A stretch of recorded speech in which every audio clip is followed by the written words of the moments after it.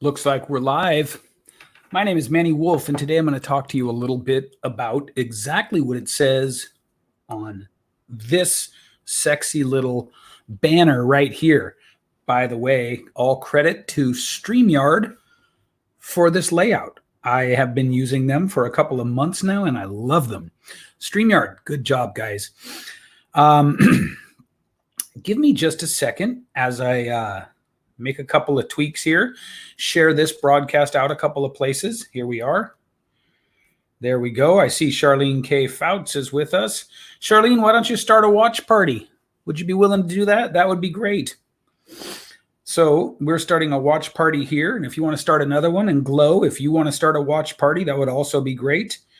And let's get going. So I want to talk a little bit about why you're not getting clients and what you can do about it. Eugenia Tao is here, and want to welcome her aboard too. So look, in all of the hustle and bustle, in all of the bombarding messaging about all the ways that people have cracked the code and figured out this new hack and that new hack, and Helen Murray, hello. For how to get you more clients, there's one thing I never see talked about, and I'm going to break this up into, so it's trust. It's building trust. And I'm going to break this up into a couple of ideas. The first idea is something that is insanely powerful and no one talks about. It's called indirect ROI. Say that again with me. Indirect ROI. What is indirect ROI? Well, indirect ROI, let's say it again, indirect ROI is return on investment, is the reason that Pepsi and Coke spend, like, their budgets are like $1 billion or hundreds of millions of dollars. I don't remember. I was quoted Coke's advertising, their marketing budget, a few years back, and I think it was like $500,000 or $500 million for the year. It was insanely high. And here's the thing: you never see Coca-Cola making you a pitch, ever.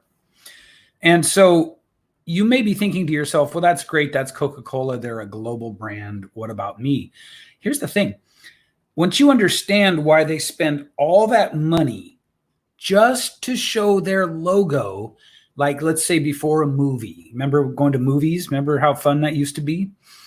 And before the movie, you'd have all those commercials. And it seemed like every second or third one was Coca-Cola, right? Well, there's a reason they spend all that money just to show you happy, attractive people and the Coca-Cola logo. Happy, attractive people and the Coca-Cola logo. There's a very, very good reason they do that. That's not by accident. Pepsi's the same way. Pretty much the whole beverage industry, which is a multi-billion-dollar industry, they all understand this indirect ROI. Indirect ROI is a way of talking about the power of building a brand. So, can you build a brand and make offers? Of course you can. But does it behoove you to build trust and recognition and familiarity way ahead of time? It does. And that's what indirect ROI is. Indirect ROI is, for you, for your purposes, it is the act and the strategy of spending time, energy, and even a little bit of money in order to build trust ahead of time, so that when the intersection happens between someone's readiness and willingness to buy and your offer, it's easy. Now, why is it easy? Because there's a huge difference psychologically and emotionally between you're ready to have a need met. You're ready to pay money to get a problem solved, but you don't know me. And then you see one of my Facebook ads. Now I have to take you through a whole process of getting you to know me, then like me, then trust me in order for me to earn the right to make you an offer and for you to buy from me. However, and oh, by the way, that process, if you don't have trust already, is very expensive. The customer acquisition cost, I mean, it can be anything. It depends on what you're selling, how much it costs, the life cycle of the bringing the client in. But the cost to acquire a customer can be very expensive. In fact, one of my mentors says to me regularly, he says, if I break even acquiring a customer for my core coaching program, I accept that. So he sells it for $5,000. He's saying, if it takes me $5,000 to get that customer, I accept that. So customer acquisition cost can be very, very high. However, if you build trust ahead of time with no expectation, I mean, you've always got an expectation in the sense that you're doing this trust building to get clients, but no direct expectation, right? Of the effort you put in turning into a customer. You're just building trust and goodwill. Then when it does come time for you to offer and someone to buy, they already trust you. And so the customer acquisition cost is much, much lower. Does that make sense to you? If it makes sense to you, do me a favor, hit like or hit, what would be great is if you hit share.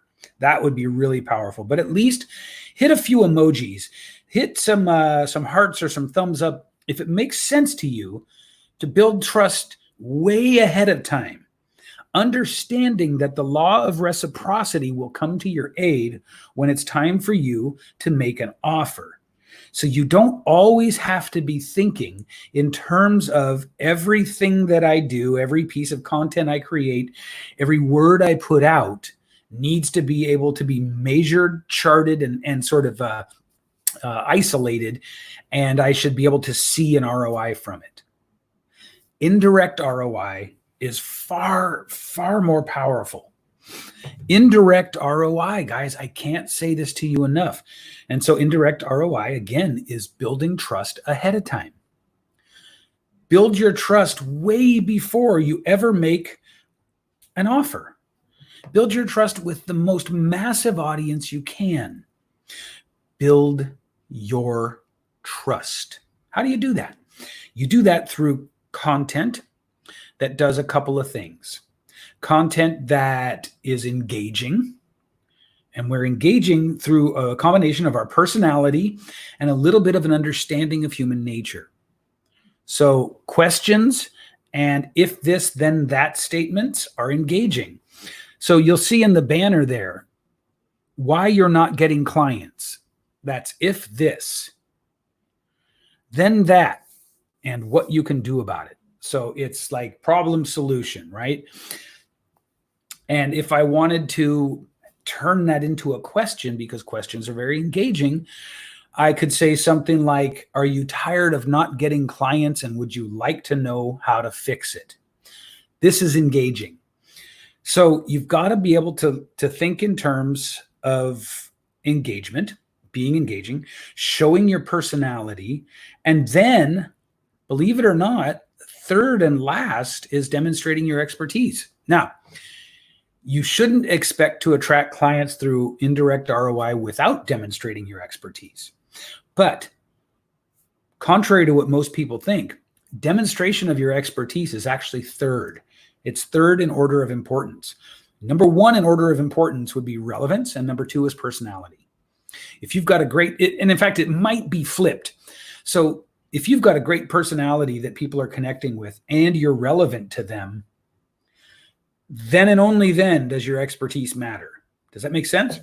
Because if I don't like you, I don't give a rat's ass what your expertise is. Get it? I don't want to work with you. So you want me to want to work with you, right? And how do we do that? Sing it from the rafters. It's indirect ROI. It's building trust ahead of time. How do we build trust ahead of time? We create content, and we allow that content, like I just said, to demonstrate. our personality, and then our expertise. Personality weighs heavier. So think 70% personality, 30% expertise.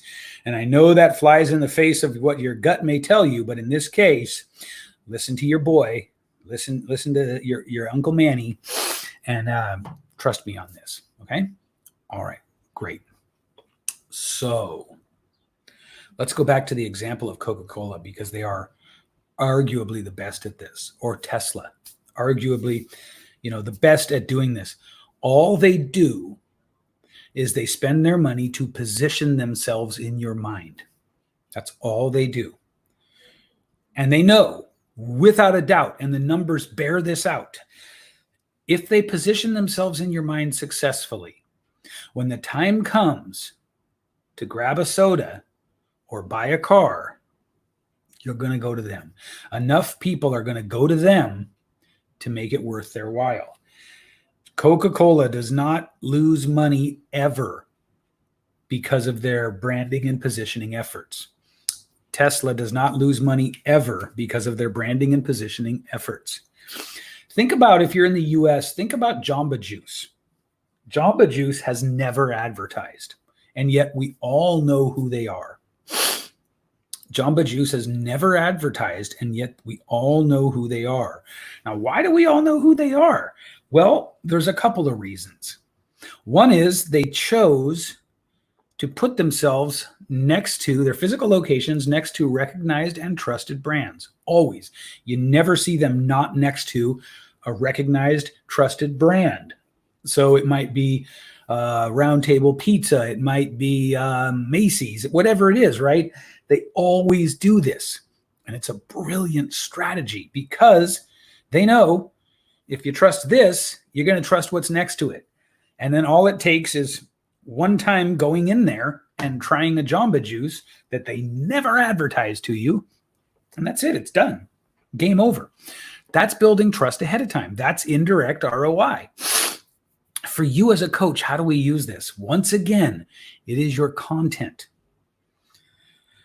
So you want to be demonstrating your personality. You want to be demonstrating your personality frequently, right? Because content is busy. Like social media is busy. Things move fast.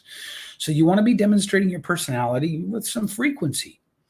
So now you're starting to probably see, at this point, you're probably starting to see, gosh, that could start to sound overwhelming. So now I got to be sort of on all the time and charming, demonstrating my personality and my expertise.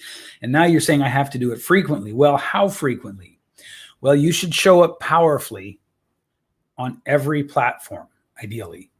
So by the main ones: Facebook, Instagram, YouTube, Twitter, LinkedIn, Pinterest as a sort of runner-up. Some people are doing very, very powerful, business on Pinterest, but most of us don't understand it for a business platform. But here's the thing. If you show up on all those platforms, you can then sort of direct people back to wherever you like to talk to them. Let's say you like to talk to people on LinkedIn. You can direct them back there. Let's say you like to talk to people on Facebook. You can direct them from all those other platforms back to Facebook. So now maybe you've got either a profile page that you like to talk to people from, a business page, or a group, or all three. Do you see what I'm saying? So the idea is, it's the power of attraction. It's the power of being the one person who's adding value and not always sort of clamoring for the offer in a world of people who are constantly clamoring for the offer. So by the way, now that we're at this point, I want to say that you absolutely need to make offers. Don't be confused about that. But at the same time, if all you ever do is make offers without building trust, you seem like the douchebag. Get it? So one great solution for that a lot of my friends use, a lot of my colleagues and peers, is a Facebook group. They don't talk about sales outside of the Facebook group. They just put content out there that attracts you into the group. Inside the group, they then build the relationship with you further by adding more value, and then they make offers. It's a powerful, powerful way to use indirect ROI and the power of trust to make tons of money while serving people at a high level. So you wonder why you're not getting clients, it's probably because people don't trust you. And in some cases, it's also and or because you're not making offers. But you got to understand, if you're making offers and people don't trust you, it's the same as not making offers. Nobody gives a rat's ass, right? If I don't trust you and you make an offer, whatevs. However, if you've taken the time to earn my trust and to show me, to give me the choice to decide if I like you or not, and then I decide I like you, and then you make an offer that meets a need I have, well, that's a different story. Another way to think about this, or another aspect of this that you should think about, is think about how common the idea of bad coaching programs and bad coaches and bad services and products is in the online marketplace, right? The way around that is indirect ROI. The way around that is, you've got to make good products. Let's just put that right out there, right up ahead of time. You got to make good products. But if you want to get people over the hump of wondering whether your product is good before they see it, or worse, doubting your product is good, it's indirect ROI. It's building trust ahead of time. You've got to build that trust ahead of time. This is the long-term play. This is the holy grail. This is the thing that will change the game for you. When you realize that there is a return on investment that is crucial, but that cannot necessarily be measured directly, and you start focusing on that, again, building trust with your audience ahead of time, powerful, powerful things happen. So I want to thank you for tuning in today. That's the whole message for today. Focus on content that lets people know you, that guides people to where you want to speak to them further, and that shows your expertise. And put out a lot of that content. Okay? All right. Talk to you on the next one.